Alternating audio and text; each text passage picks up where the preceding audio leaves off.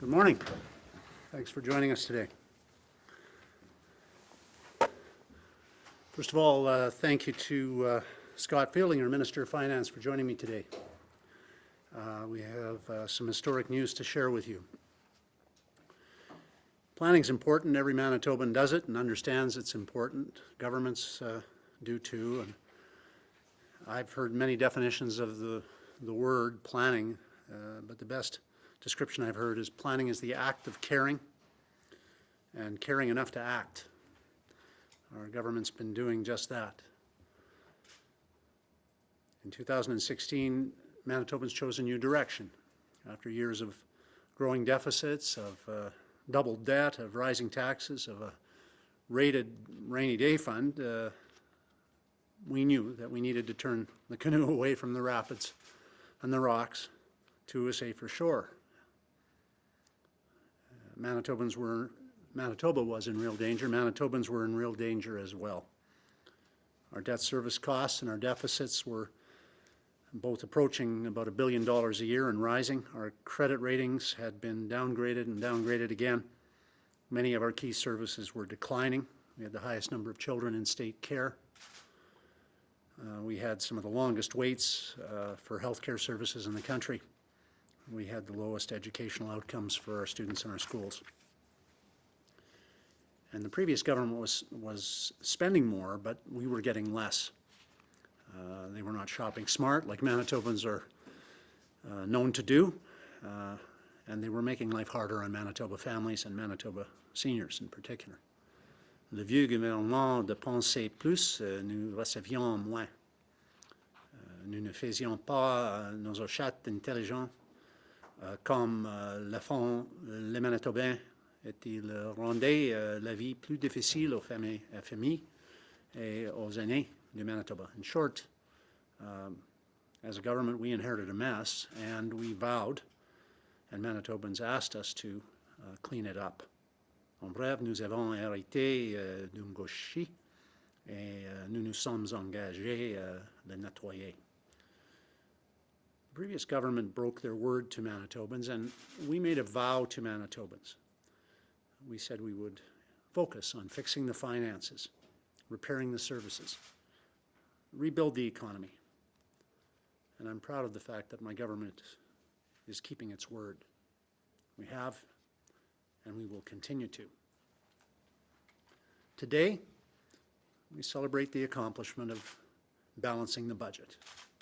We did it, and we did it with discipline, and we did it with compassion. We didn't do it with reducing services. We did it by growing our economy. Manitobans live within their means because they care about today, and they care about tomorrow too. And our government, our team, has been led by Manitoba values, inspired in fact by the character of Manitobans. We endeavor to do what Manitobans do every day. We shop smarter, we invest more wisely, we trim at the top, we move the resources to the front line. And we understand the difference between wants and needs. We avoid layoffs, we keep people working, we reduce red tape and corporate handouts, we reduce trade barriers, we participate and we partner with private businesses to create jobs. We lower taxes and we leave more money on the kitchen tables of Manitoba families to help them face the fiscal challenges that they must face and that we as a government must face as well on their behalf, now and in the future. Scott, I'll invite you to add some information for our viewers and listeners. Thank you, Premier. Thank you for your leadership on this milestone accomplishment. Today, as mentioned, is a milestone as it reflects our diligent work since 2016. It's also important because it demonstrates that we're doing what we said we're going to do when we were first elected in 2016. Without acting, our deficit would have been $1.7 billion. Through our approach, we avoided $10.5 billion of new debt, or $200 million a year in debt financing. Through a 4.5-year careful fiscal discipline that our government has taken and strong economic growth in the private sector in our economy, we are reporting a modest $5 million surplus for the 2019-20 fiscal year. This is Manitoba's first surplus since 2009, and it's $365 million better than the deficit projection in 2019 budget. We've achieved this balance while making record investments in healthcare, in education, and in families. We're spending each and every year more than $1.3 million in areas like healthcare, including $648 million each year, $427 million in education, and $214 million in social services. Moreover, when you look at healthcare, year-over-year healthcare investments have increased by over $303 million. That's an important stat. Over $303 million more invested just since last year in healthcare alone. Collectively, it's about $3.4 billion increases in these important investments in social spending. More importantly, even to that, we're repairing the services that Manitobans depend on, and we're getting better results for Manitobans. Hip and knee replacements, surgeries are up by over 28%. Cataract surgeries are up by 23%. Wait times for patient to see a physician in Manitoba saw a 30.2% decrease, while wait times across the country increased by over 20.5%. And that's reported from the Canadian Institute of Health Information. Child poverty rates since taking office have gone down by over 32%. And we also know that the number of children in care, as the Premier had mentioned, has been reduced by over 4%. We did this all by having one of the most low unemployment rates, as well as making these important investments. Because strong economic growth, income tax growth exceeded expectations by over $265 million, and that's because of strong and growing economy leading the nation in private sector capital investment. Total revenues increased by over $616 million, or 3.6%. We fostered a positive business environment by cutting the job-killing red tape regulations, the most in North America, making it easier for businesses and citizens to use our services and support. And that's really important to Manitobans. We put nearly $700 million on the kitchen table of Manitoba households and businesses through lower PST. We kept our promise by reducing the PST, and we're continuing to index the basic personal amount and personal income tax brackets, taking thousands of Manitobans, low-income Manitobans, off the tax rolls altogether. We also know that the previous government was on a path, as mentioned, to rack up more than $10.5 billion in new debt, which has avoided over $200 million, as mentioned, in terms of taxpayer expenditures on debt servicing charges, where we can support and make investments in these priority areas. And we replenished the rainy day fund to $800 million after it was drained before our government came to office. These funds are now available, if need be, for the pandemic as the pandemic continues. As COVID-19 hit, Manitoba neared the end of the last fiscal year. We've also released the first quarter report today that give you a forecast and economic update. Now with COVID-19, we're facing significant challenges ahead. Our priority is to make investments to keep Manitobans safe and to safely restart our economy to make sure people are employed. We put the physical foundations in place, and it gives us resilience to weather the pandemic storm. We've met these challenges before, Mr. Premier, and we're going to do it again. Thank you, and I'll pass it back to you, Mr. Premier. Thank you, Scott, very much, and thank you for your work and the work of your department and your team. Manitobans have a reputation for keeping their word, and Manitobans have a reputation for facing their challenges, and this government is inspired by Manitobans to do the same. Today's announcement is a celebration of keeping our commitments. It's a celebration of facing the challenges, not easy challenges, not solved easily, as every Manitoban knows. Every day, Manitobans face the challenges of building greater security for themselves and their families. They face the challenges of recovery now in the face of COVID, and we've succeeded in balancing a budget, but Manitobans do that, and we need to do the same. But I say we've done this just in time to face even greater challenges. Notre gouvernement a fait face aux défis auxquels les Manitobains sont confrontés tous les jours dans leur vie. défi de la construction, défi de la récupération.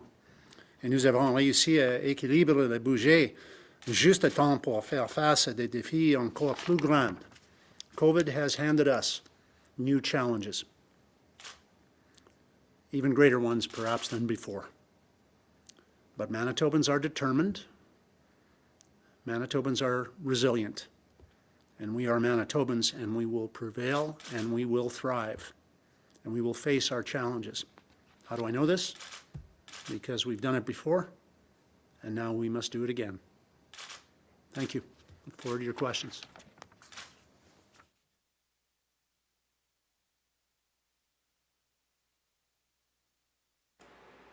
We'll take questions from the floor first, if you'd like to proceed. One and a follow.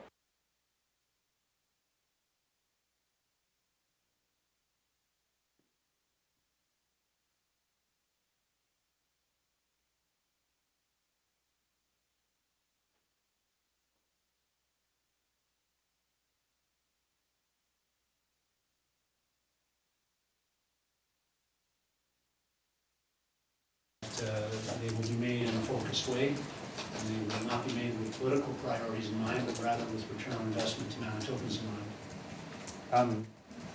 I assume some of this is the Lake St. Martin Channel ongoing one, but in areas like housing, there's obviously capital infrastructure that was not done, that was planned to have been done. So can you explain what was put off and how that impacts people? I can tell you that we're consistently making the investments that we focused on making, not for political purposes, but rather to achieve the goals of assisting people who need housing. We'll continue to do that. And in infrastructure, I just returned from very, I think, productive discussions with ministers in Ottawa on the issues around our infrastructure programs. We've been partnering with Ottawa where appropriate. We've also undertaken significant new investments in infrastructure that are underway, some of them underway, others committed to and will proceed in partnership with municipal governments in many cases. So these are priorities. The important thing to remember is that in pursuing these goals in a balanced way, we can sustain our investments over the long term, rather than what was previously the case where it was bust, bust, bust, bust, and then boom just before an election, which resulted in far lower value for money as a consequence of flooding the market with tenders all at one time. We don't do it that way. So we're going to continue to invest systematically to get better value for money for Manitobans. The province is projecting a $2.938 billion deficit for the current year. And although when I look at the documents, it's still assuming that it's going to spend all the money allocated for certain fairly expensive programs, and on some of these high-priced programs, it doesn't look like all that money is going to be spent. So with this $2.938 billion, is that be on the high side of the estimate, or is it, because it seems to assume all these programs that have been announced due to COVID will be fully spent? I'm not sure which programs you're referring to, Larry. I can only say that we have come closer to hitting our projections on our budget by hundreds of millions of dollars than the previous administration did, and in fact than most administrations do.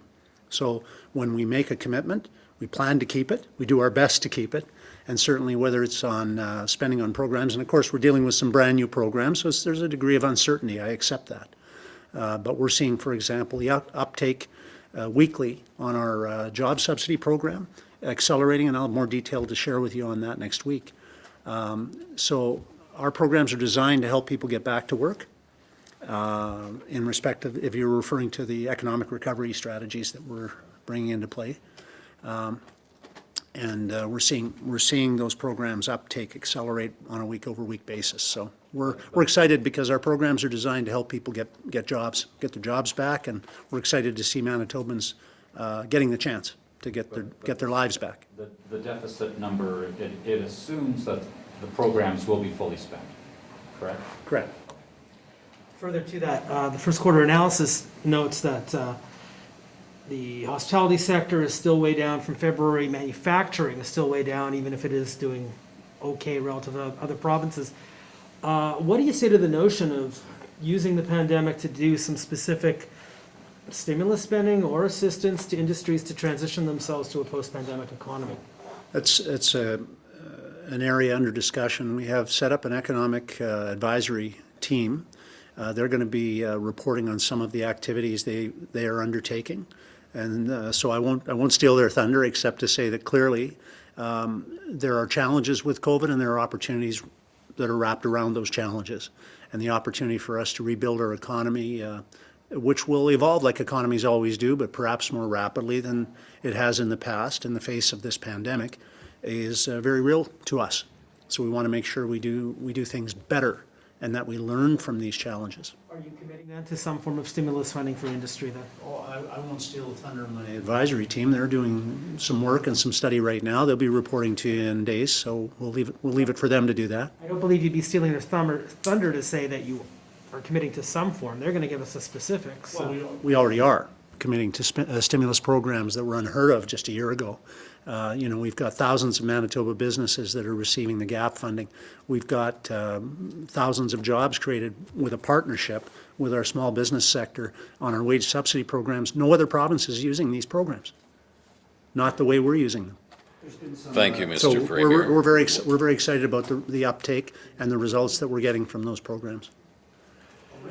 We can take a couple more in here. There's been some media These guys showed speculation. up, so we should take their questions. You've referenced some media speculation about your future, your retirement plans. Now that you've balanced the budget, which was a key promise for this, something to do before the next election, are you planning to retire? Well, I got into politics in 1992 to help work to build a team to save our town. And it inspired me to see the results that we were able to achieve as a community by pulling together, and it inspires me now to see the results we're getting in Manitoba by pulling together as a team. So I'm inspired to stay as part of a team and honored to play a leadership role in a team that's going to save our province. And are you going to run again in the next election as Premier? My intention is going to be shared with you when I decide to say something about that. My intention right now is to continue staying focused with Scott and others on our team, our cabinet, our caucus, to make sure that Manitoba leads the way in getting back on its feet after this COVID challenge is over. And more than that, that we continue to grow our province. As we've done here, these results, I should make clear. Yes, we addressed the runaway train that was the year-over-year growth in spending in some departments. I think everyone in Manitoba who's followed government knows that just wasn't sustainable. We couldn't keep going like that. But we didn't do this achievement through cuts. We did it by making our province even more attractive to investment. And we've led the country in most categories of attracting investment, creating jobs. So when you look at the numbers, you will see that the principal reason that we're able to come to you today and say we achieved a goal that we laid out in 16 in 4 years was because Manitobans invested more in Manitobans, small businesses grew, more jobs were created, and we attracted more investment, not just in Manitoba, but nationally and internationally to come to Manitoba because we're a more attractive place to invest than we were just 4 or 5 years ago. And that's a significant accomplishment while maintaining the highest per capita levels of spending in families, education, and healthcare in the country. That's an incredible accomplishment. It deserves to be celebrated. Those big departments were below the rate of inflation. So the argument is that it's a de facto cut if you're increasing healthcare at 1% when the inflation rate's at 2 or 3. Well, you can look at the numbers year over year, and you can ask yourself whether what we've done sustained better outcomes for patients. And I would say, according to the Canadian Centre for Health Information, we're the only province that's reduced wait times in the country. We've reduced ambulance fees to half of what they were when we came into government. We've made the shortage of rural doctors something that is less an issue than it was a few years ago. We've taken away the wait times for personal care homes for seniors. And we've left more money in Manitoba families' hands than they would have had without the tax reductions, carefully designed that we implemented. This has allowed Manitobans to become more resilient and to create jobs here because they have a little more money to spend. Lowering the PST is part of that, but you know that we took many other initiatives. It wasn't one thing that caused this day to happen. It was literally, as Scott knows, as chair of Treasury Board, it was literally thousands of decisions. Small decisions, but that's how Manitobans balance their books. It isn't one instant thing. It's not a lottery win for most Manitobans. It's little decisions that add up. And we took the focus and we applied it to making thousands of smaller decisions that add up to this balanced budget. But it's more than that. By balancing the books, we created an opportunity for our province to be more resilient and for us to invest in ways most other provinces aren't in the recovery from COVID. And so we are investing more than all but Ontario and Quebec, and you've got to admit their COVID pandemic situation is a little bit greater in some respects than ours in terms of case numbers and so on. But we've invested more than every province in Canada in our recovery with small business supports, individual supports. We've been able to do that in part because we strengthened the province in the previous 4 years. We set the stage for better opportunity to recover than would have been the case without all these thousands of decisions I allude to. When you say you will announce your intention when you're ready, that suggests you have an intention. When will we hear that intention? In the spring? Well, it might be the spring, summer, it could be the fall, and it might be the winter. It might be 2029, it might be 2036. I mean, I'm half the age of Joe Biden and Donald Trump, so I have all the energy in the world to focus on helping rebuild our province, and I'll stay focused on that. I'm honored to be part of a team that's accomplished this, but we've accomplished a lot of other things, but mostly I'm excited about what Manitobans can accomplish in terms of the challenges of facing COVID. I've seen it. I've seen how Manitobans come together. It's incredible. It's incredible how Manitobans have come together through this COVID thing. It's beautiful to see. I've never been more inspired in my life by the people of Manitoba. Never. Would you want a state of balance the books again? Well, the balancing of the books is a singular achievement that Manitobans accomplish every single year. I think more broadly, I would say, I want every decision we take, every action we take together to reflect the priorities of Manitobans and the values of Manitobans. And that's what we've been doing. That's what we're going to continue to do. And our team is locked into that way of doing things. This is a scandal-free government. I know I run a risk in saying so because something's bound to happen. But the fact of the matter is we've had an incredible run at focusing on what Manitobans value and demonstrating who Manitobans really are, quite frankly. We can go to the phones if you want. These guys are tired out from all these questions. Thank you, Mr. Premier. Up first from City News is Stephanie. Hey, Mr. Premier, Stephanie Lasuk with City News. I do apologize if this was asked earlier. It's hard for us to hear what is coming from the floor there. I just wanted to know if you could comment on the specific, or you could name the specific infrastructure projects that might have been delayed that makes up for that $400 million that was spent less on infrastructure. Sure, I'll ask our finance minister to take this question, and I'll only say that under the previous government, there was only one department. Frankly, they overspent in every department except one, and that one department was infrastructure. So we'll just leave it at that. Scott? Yeah, what I would say to the Premier's point, what we committed to in the last election campaign was spending $1.2 billion in infrastructure. We far exceeded this. We think that's important. We're making important investments. We've made some changes. We have a centralized central services department that focuses on buildings, so we believe that is getting better. With the infrastructure like roads and everything like that, we spent over 90% of the dollars, and that hasn't happened in the past. But to the point of what projects, the Lake St. Martin, obviously because of some of the delays related to the federal government, some health capital dollars were there, and some dollars in terms of the infrastructure we didn't spend because we either finished the project earlier or we didn't need as much money for those particular areas. So those would be 3 or 4 examples that I would suggest to you. Thanks, Scott. Okay, thanks. No follow-up. From the Brandon Sun, Colin. Hi, Mr. Premier. Again, sorry if this was asked earlier, but after the spending that was made necessary by the pandemic, What is the current balance of Manitoba's rainy day fund?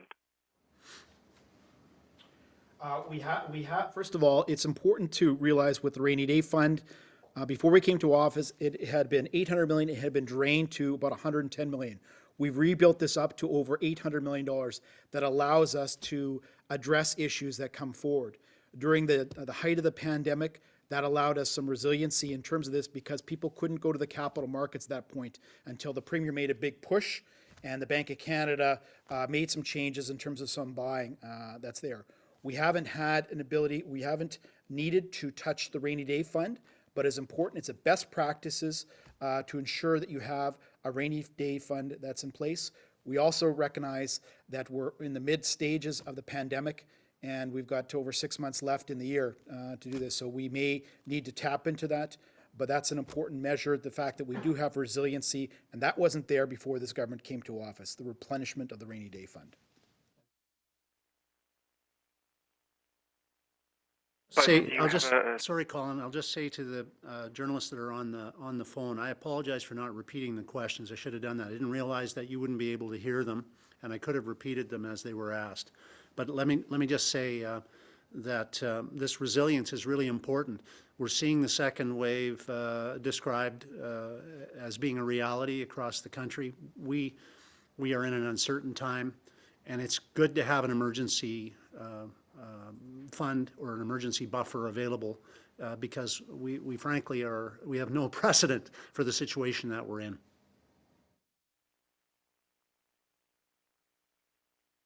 My follow-up question was going to be about, I know that there's a $5 million surplus, but the documents provided this morning say that there's a $99 million deficit at Manitoba Hydro.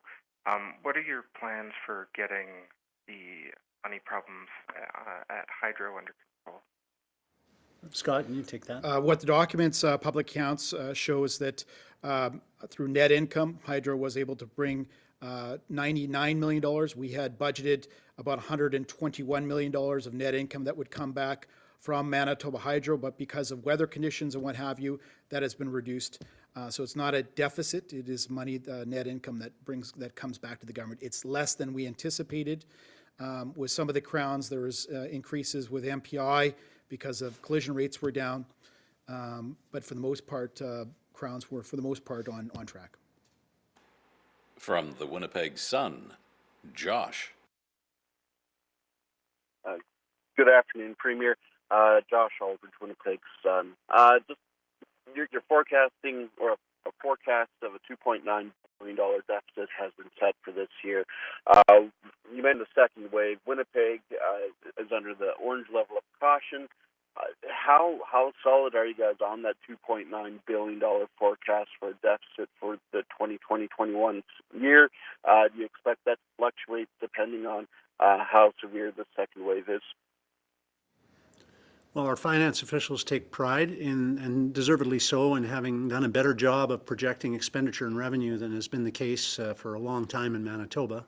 But that being said, yeah, I think they would tell you that they've done a ton of work to make these projections. They would also tell you there's more plus minus than there's ever been. So to be honest, I think we're just going to have to keep reviewing and reporting back to you to give you progress or regress, as the case may be, on how we're doing with these numbers. But those are the projections, and as I said, if there are uncertainties, I think we all understand and accept that reality, and we'll report back to you as change is necessary over time. As a follow-up, are you expecting more programs to come forward for restarting the economy? I know there's still businesses that are out there that are concerned about loans that have been deferred coming due. And this could put a lot of strain on them to even just keep their doors open at this time. There are other issues with these businesses from PPE and otherwise. Are there going to be more programs coming forward to address some of these concerns within the business community? 2 points, everything's on the table. We don't know what's going to come down our way. We can only guess, and as things happen in reality, then we'll evaluate our approaches. But our approach is working up till now better than in virtually any other jurisdiction. We focused on supporting small businesses with job support and hiring support, which then creates liquidity for them that they can use up to 50% of wage, up to 20 employees, up to $100,000, that they can then use that latitude, that fiscal latitude, to invest in anything else they want. That latitude, that flexibility is appreciated by most businesses. As far as other programs, we'll have to have a look as time goes on. From CBC Radio Canada, Laisa. No question. From CTV Winnipeg, Jeff. Oh, hello, Mr. Premier, Mr. Fielding, Jeff Keel, CTV. Just to follow up on what Josh asked, Mr. Premier, with case numbers rising, though, are you concerned that the recovery could take longer and that $2.9 billion deficit number could grow? I mean, obviously you can't predict that today, but how big of a concern is that to you? I'll make 2 points here. One, we put in our projections the possibilities of longer and shorter recoveries. So you've seen some of those numbers in the past. You'll see them again in the budget documents that'll be coming out in a few months' time. The reality is we're working hard to make this a V in Manitoba. Manitobans have the ability to make that happen by following Dr. Roussen's recommendations religiously and by using that extra purchasing power they have to support our small businesses and support them in the services they offer. And Manitobans have been doing that. So we're proud to have made sure that there was more discretionary income in the hands of households, in the hands of seniors, in the hands of small businesses, so they'd have that ability. And we have done that through lower taxes, through less red tape, through lower fees and charges. And that's helping now to make us more resilient. Secondly, I would emphasize that some have asserted that we're just lucky. I would say I always liked that when people said I was lucky in sports and in business. It meant I was winning. And I like it when people say we're lucky. But I would also emphasize to those who say we're lucky because the federal government solved all our problems for us, they should take a look at the percentage of the budget that we get from federal supports in Manitoba. And if they did, they would note that about 2/3 of the time, the previous NDP government had a higher percentage of revenue from the federal government than we've had since we came into government. I think that's a fair thing to understand. Manitobans deserve the credit for this accomplishment as much as anyone. This was a Manitoba-made, balanced budget. Okay, and my follow-up, you're announcing, fulfilling one of your key campaign promises. I guess you could, put it up there with the PST cut. Is there any frustration, though, that, you do this and then all of a sudden the pandemic's just going to, send the budget, I guess, off the cliff and we're going to have deficits for years to come according to the documents? I mean, is that personally frustrating, Mr. Premier? It's not frustrating, it's rewarding. Frankly, the reality of my family is we didn't have a lot, but my parents worked awfully hard to balance our books, and they did it so that we could handle downtime. We could handle a bad crop year. We could handle it when my mom wasn't able to teach full year. And we were able to handle that resilience and demonstrate that resilience because they prepared. They worked really hard to prepare us to be stronger as a family. And that strengthens me in my belief that what we've focused on doing as a government is much the same. We've worked very, very hard to try to make sure that our government is moving to balance the way Manitobans must do, not just so we could say we balance the books, but so we'd be able to handle things like this pandemic. Nobody asked for this pandemic. Nobody wants it to stay around, but the realities of it are upon us. And Manitobans are doing well in facing the challenges of it. And in part, I think that's because we work hard to prepare for things like this. Manitobans are no strangers to challenges. We've had those challenges throughout our history as a province and before that. And we've risen to these challenges well, and I think we'll keep doing it. So I just want to say a thank you, frankly, to Manitobans for being the inspirers of this, if that's even a word, because it is something that I see every day when I interact with Manitobans, and sadly, that's less frequent than it would be if we didn't have COVID. But I see their resolve and their determination to get through this, and I see their willingness to help others who need that help, and I see their grace under pressure and their calm, and it's an inspirational thing. So we try to demonstrate those qualities in what we do as well. Thank you, Mr. Premier. We now go back to the floor for a few questions. Redux. We have some people still out of work here, and we have a shortage of testing capacity. Any thought to doing what Germany and some other countries have done and actually done a 2-for-1? Hired people to work at widespread testing, which then supports the economy. Well, I guess I would say, Bart, that our government has made important investments in COVID relief. In fact, the Parliamentary Budget Office said that we're amongst the highest of the provinces in support. We continue to work with the federal government through the Safe Restart program, the monies that's associated with that. What we want to do as a government is two things. We want to protect Manitobans, and we want to restart the economy in so many different ways. And all the programs and services that we're involved in will do those two things for the government. Yes, the specific thing I just mentioned, though, would you comment on that feasibility of that? Please. We are improving, never as fast as I would like, never as fast as our government would like, the number of tests that we're able to do. We are also making clear actions happen, and under Dr. Roussen's leadership, to have more testing facilities so that we shorten those wait times that people have had to endure. But we have to also be very, very careful that we're not creating a situation where we're going to have testing that's of a lower quality. Because if you get a false negative on your test, you're going to go out there and give COVID to a whole bunch of people that didn't deserve to get it. If you get a false positive, you're going to be staying away from work, not able to associate with your friends and family, and you'll be scared unnecessarily. We need reliable testing results. And so we're focused on making sure we advance in that category of reliable testing while recognizing that nobody likes to sit and wait, sit and wait for anything in our province, right? But we're endeavoring to do what we can to shorten those waits. The debt to GDP ratio is still very high. It's not accelerating as much as it was. What are you hoping for from the bond rating agencies? It's a real good question. I doubt seriously that any province is going to see, an increase in their credit rating in these times, for obvious reasons. But it's important to recognize we came into this with the highest overall debt of any province per capita. You can't just say, well, let's carve out Hydro's debt and it doesn't count. It's Manitobans who own Hydro, so we own the debt too. And our overall debt as a province is the highest in Canada per capita. So it's really, really important. Combined with our declining credit rating and the fact that we inherited a record where our previous government wasn't hitting its targets, to put it mildly, there was reduced faith by the bond rating agencies in Manitoba's willingness to keep its word, its ability to keep its word.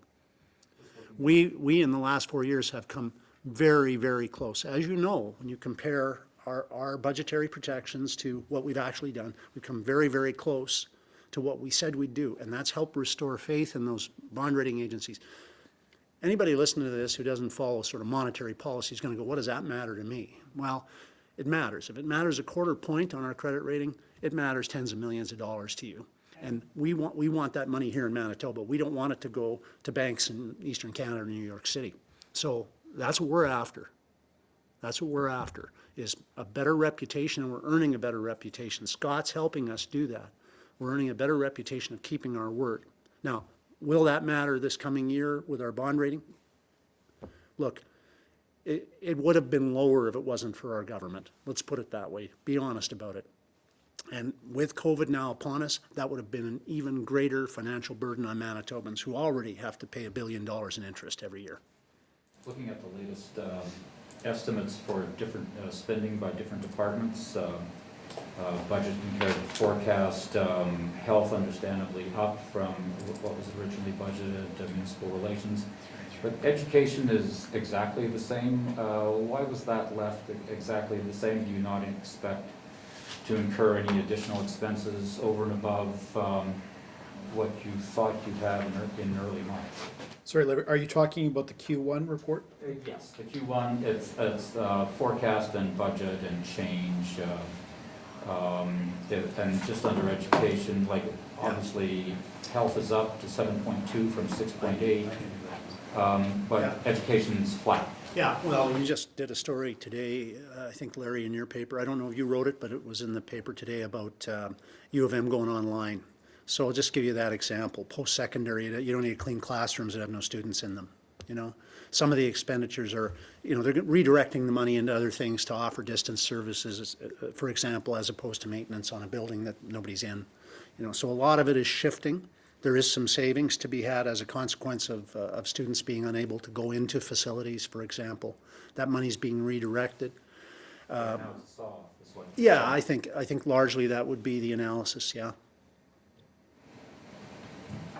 I want to say thanks to everybody, and I want to say to Manitobans that this is an accomplishment worth celebrating. But I would want it to be said that this is an accomplishment that Manitobans have caused to happen and that they've inspired. And we thank Manitobans for their leadership.